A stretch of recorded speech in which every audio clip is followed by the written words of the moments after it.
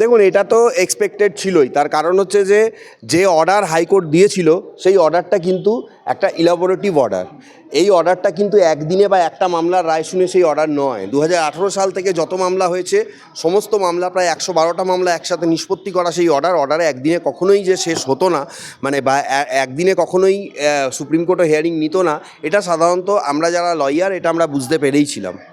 রাজ্য সরকার এবং supreme court, আপনাকে আমি বলি, সুপ্রিম কোর্ট কিন্তু সামনের মানে আরও কয়েকদিন পিছিয়ে মামলাটা প্রথম হেয়ারিংটাই 2 তারিখ বা 3 তারিখ করতে চেয়েছিল, কিন্তু রাজ্য সরকার বিশেষভাবে অনুরোধ করে মেনশানিং করে মামলাটাকে আজকে চিফ জাস্টিসের বেঞ্চে এবং আরও অন্যান্য জাজেদের সামনে মামলাটাকে তোলা হয়।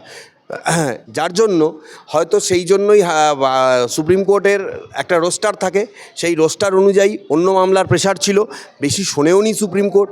শুধুমাত্র আমি আপনাকে এইটুকুই বলবো যে এই ধাক্কাটা খুবই অবশ্যম্ভাবী ছিল। তার কারণ হচ্ছে যে অর্ডারটা এত বড় অর্ডারটাকে স্টে করতে গেলে প্রত্যেকটা ডাইরেকশানস, 373খানা ডাইরেকশানস পুরোপুরি ফলো করে স্টে করতে হবে, যেটা একটা হিয়ারিংয়ে কখনোই সম্ভব কোনো কোর্টের পক্ষেই বলে আমার মনে হয় না।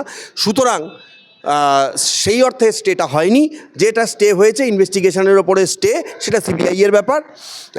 রাজ্য সরকার এরপরে আর 7 দিন অপেক্ষা করা ছাড়া আর কোনো উপায় নেই।